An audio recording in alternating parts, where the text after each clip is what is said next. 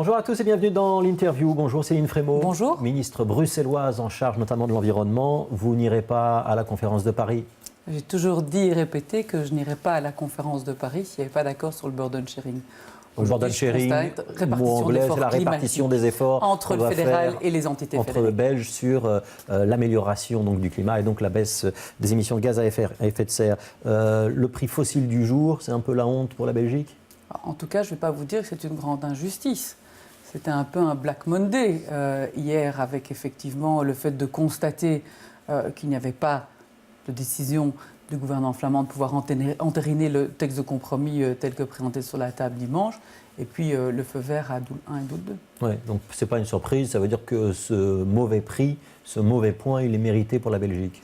Je trouve en tout cas qu'on participe à donner une image très peu glorieuse de la Belgique à l'étranger, et je pense que par ailleurs, ce n'est absolument pas le moment. Alors, on rentre un peu dans le détail de cet accord avorté donc, sur les efforts à faire pour limiter nos émissions de gaz à effet de serre. C'est la faute des Flamands s'il n'y a pas eu d'accord? Écoutez, moi ce que je constate aujourd'hui, c'est qu'à 2 reprises, on a pu s'accorder sur un texte et qu'à un certain moment, on a toujours un des partenaires qui débranche la prise. Et ce partenaire, c'est le gouvernement flamand, en l'occurrence, via la voix de la NVA, son ministre-président. Ouais, donc les 2 reprises, c'était le 23 octobre. 23 octobre, premier accord, il y a eu un accord présenté, qui est validé dans les gouvernements wallons et bruxellois, qui fait l'objet d'une difficulté au niveau du fédéral par rapport à toute une série de calculs qu'il fallait préciser. Et puis le gouvernement flamand qui prend prétexte de l'erreur du fédéral pour dire « nous, on ne valide pas ». Alors, j'explique à un certain moment qu'en âme et conscience, comme présidente de la Commission nationale climat, je réunirai l'ensemble des négociateurs pour retravailler instamment l'accord. D'abord comprendre les difficultés des uns et des autres et voir si une alternative est possible en termes aussi d'ajustement. Et ce dimanche, c'est pas de tout remettre en cause non plus. Et ce dimanche, rebelote, de nouveau, c'est quoi? C'est un projet d'accord? C'est un texte de compromis où on pouvait encore identifier quelques difficultés, mais où ça va apporter une certaine nombre de solutions. Je constate que dimanche soir, au niveau du fédéral, on a un feu vert avec toute une série d'observations, que la région wallonne donne son feu vert, que la région bruxelloise donne son feu vert, et puis on attend plusieurs heures pour savoir si le gouvernement flamand donne son feu vert ou pas. Et comble de l'ironie, ou je dirais même du cynisme, la NVA, qui est le partenaire du MR au fédéral, laisse le Premier ministre aller s'exprimer à Paris devant tous les chefs d'État sans un accord sur cette répartition de l'effort climatique. Il y aura un communiqué de Geert Bourgeois dans la foulée pour dire mais il faut renégocier. Ça veut dire quoi? Ça veut dire que la ministre de l'Environnement du gouvernement flamand n'a pas les mains libres pour négocier? C'est ça que vous êtes en train de nous dire? En tout cas, ce que je pense aujourd'hui, c'est qu'elle est légèrement muselée par son ministre-président, si vous me le permettez. Et s'il fallait inviter directement la NVA à la table de négociation, si Bart de Wever devait être présent, il fallait nous le dire. Et s'il voulait être présent, vous discuterez avec lui alors? Écoutez, je vais quand même rappeler une petite chose, c'est le contexte de négociation. C'est le comité de concertation qui dit un certain moment, c'est la présidence de la Commission nationale climat qui doit réunir l'ensemble des ministres du climat, et donc ça, c'est arriver à une proposition, tout à fait, c'est Bruxelles, et puis faire valider ces propositions dans les gouvernements. Moi, je pense avoir fait largement ma part du job. Et je continue, à un certain moment, à dire je vais le faire, malgré la première dénonciation de l'accord. Aujourd'hui, je pense très sincèrement qu'on est presque au bout de l'exercice, ou à tout le moins au bout de l'exercice. On a sous-pesé l'ensemble des chiffres. Vous savez, c'est des dizaines de réunions depuis janvier 2015.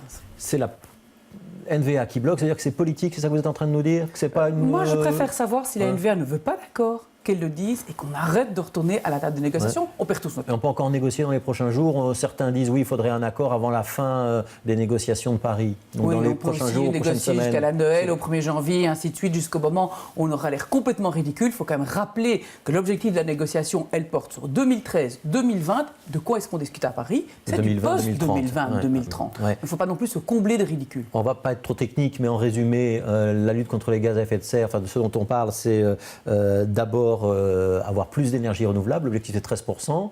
Les Wallons sont plutôt de bons élèves, les Flamands un petit peu moins. On essaye de compenser. Et la seconde partie, c'est les quotas de CO2, donc les permis de polluer qu'il faut se répartir. Avec une somme en fait qui est bloquée sur un compte en banque et qui doit être répartie entre le fédéral et les entités fédérées pour être injecté dans un certain nombre de politiques. Ouais. C'est quoi la partition bruxelloise dans ce concerto? Parce qu'on sait qu'on n'est pas les producteurs d'électricité beaucoup à Bruxelles, hein, donc on dépend quand même de ce qui se passe dans les deux autres régions. Mais il y a aujourd'hui, effectivement, il y avait un chiffre et un pourcentage qui justifiait largement toute une série d'efforts que Bruxelles peut faire. Ouais. Le Premier ministre Charles Michel, qui s'est exprimé à Paris, qui annonce 50 millions par an pour la Belgique jusqu'à 2020, c'est un chiffre symbolique minimum. Ou c'est Vous ne pouvez jamais reculer. Vous ne pouvez jamais reculer. Donc il faut savoir que c'est un engagement qui a été pris à Copenhague en 2009 par le Premier ministre Le Terme.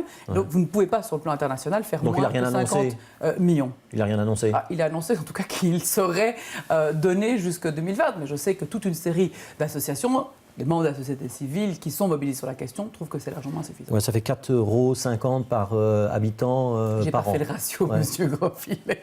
Pourtant, je suis dans les chiffres. Je vous le dis, 4,50 € par an par habitant belge. Donc pour contre le réchauffement climatique, c'est pas beaucoup. Alors c'est pas énorme vu l'ensemble des enjeux. C'est bien ce qui me rend triste par rapport à mon pays, mais triste par rapport à ces enjeux climatiques qui doivent largement dépasser des intérêts personnels et particratiques. Alors ça a inspiré nos internautes. Je vais vous montrer deux tweets qui émanent d'un certain Guy, qui est consultant en informatique. L'ensablement de l'Escaut, voilà, il nous a envoyé un petit dessin. Réchauffement de 2 degrés. On voit la carte de la Belgique, toutes les zones en bleu seraient inondées. Tout à fait. Ça, c'est le premier tweet qu'il nous a envoyé. Et il nous en a envoyé un autre. Solidarité climatique envers la NVA, 12e tweet. Et il nous propose un petit canard. Je les ai vus ce matin, ces tweets. Alors, la première reprend effectivement toute une série d'analyses qui ont été opérées par rapport aux projections du GIEC. Et ce qui démontre aussi bien que la Flandre a intérêt à s'impliquer sur cette question. Comment est-ce que vous expliquez la frilosité flamande? Si on vous en croit, il y a une frilosité flamande sur ce dossier. Je pense qu'à un certain moment, vous devez avoir un accord qui soit équilibré pour les uns et les autres. Vous ne pouvez pas avoir une partie qui demande toujours plus en le justifiant par différentes manières, notamment la présence d'entreprises plus marquée. Donc je pense qu'à un certain moment, il faut pouvoir montrer qu'on est en capacité de pouvoir s'entendre. Je constate que dimanche soir, le fédéral, la région wallonne et Bruxelles étaient des partenaires qui étaient en capacité de pouvoir avancer à la veille de l'accord. Donc c'est juste la Flandre qui ne voulait pas. Gerd Bourgeois a annoncé des contre-propositions, vous les avez reçues? Je ne les ai pas, monsieur Grosfilet. Donc elles n'existent pas? En tout cas, comme président de la Commission nationale climat, je n'ai rien reçu. Ouais. Et quand vous les recevrez, vous allez les lire? Je n'ai jamais l'habitude de ne pas laisser un document. Je prendrai le temps de pouvoir lire les choses. Mais je pense qu'à un certain moment, il faut arrêter de tourner en rond. Soit on veut, soit on ne veut pas. Alors, Doel 1 et Doel 2, centrale nucléaire à CAG, prolongée pendant 10 ans, c'est une bonne décision ou pas? Je pense que c'est un message, en tout cas étonnant, au moment où effectivement toute une série de chefs d'État se penchent sur la question climatique. J'ai cru comprendre qu'il y avait une centrale qui a été remise en état, prolongée. Il n'y a pas de gaz à effet de serre avec le nucléaire, c'est ça l'avantage. Oui, mais je pense sincèrement, c'est qu'il faut pouvoir avoir une vision de façon générale de la question énergétique en Belgique et ne pas agir au cas par cas. Prolongé de 10 ans, ce que dit le gouvernement fédéral, c'est que ça permet d'éviter le risque de pénurie d'électricité et ça permet aussi de donner un petit peu de temps pour préparer l'avenir. Oui, et en même temps, je pense qu'il y a toute une série de questions qui ont été posées au Parlement fédéral de façon assez claire en disant est-ce qu'avec ce qui va pouvoir redémarrer Tihange et Doel 3, on n'est pas en capacité de pouvoir déjà le faire et de s'en passer?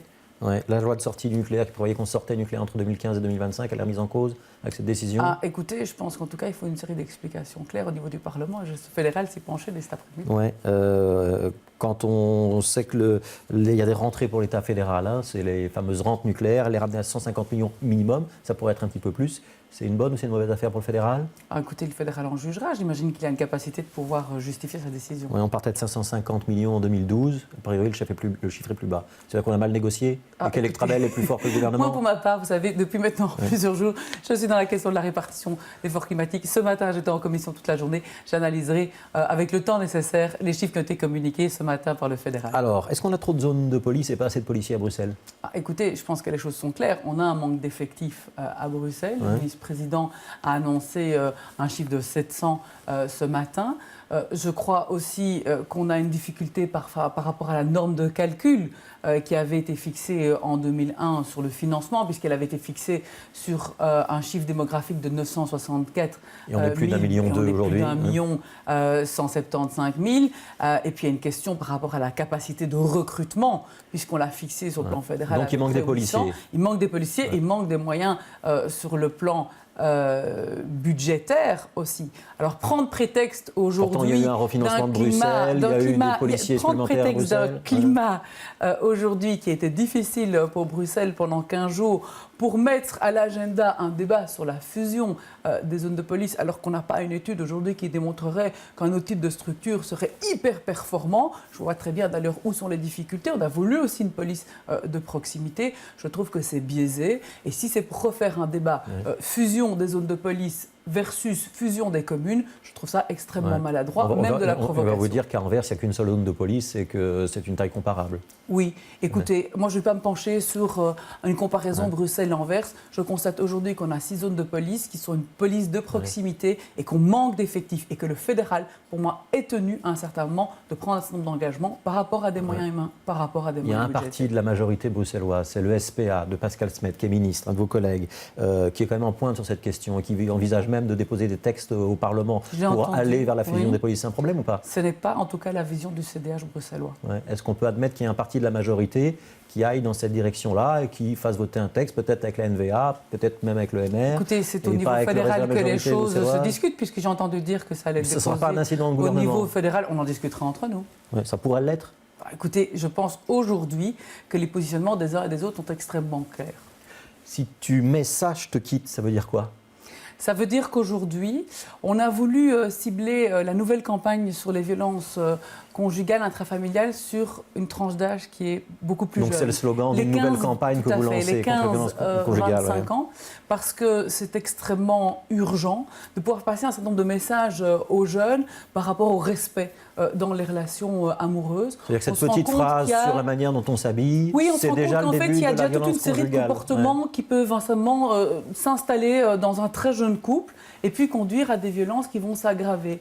C'est le fait de contrôler constamment son petit ami, sa petite amie. Avec qui tu es, avec qui tu parles. Avec qui tu es, comment tu t'habilles, qu'est-ce que tu fais, est-ce que je peux aller voir dans ton GSM. Et donc on veut faire passer un certain nombre de messages en disant attention, c'est une violence, elle est d'ordre psychologique, mais vous ne pouvez pas l'accepter, il faut mettre une limite directement. Donc il y a un numéro vert, c'est le 0800 30 030, ça vise plutôt les jeunes aujourd'hui, c'est ça? Oui, ça vise les 15-25 ans essentiellement.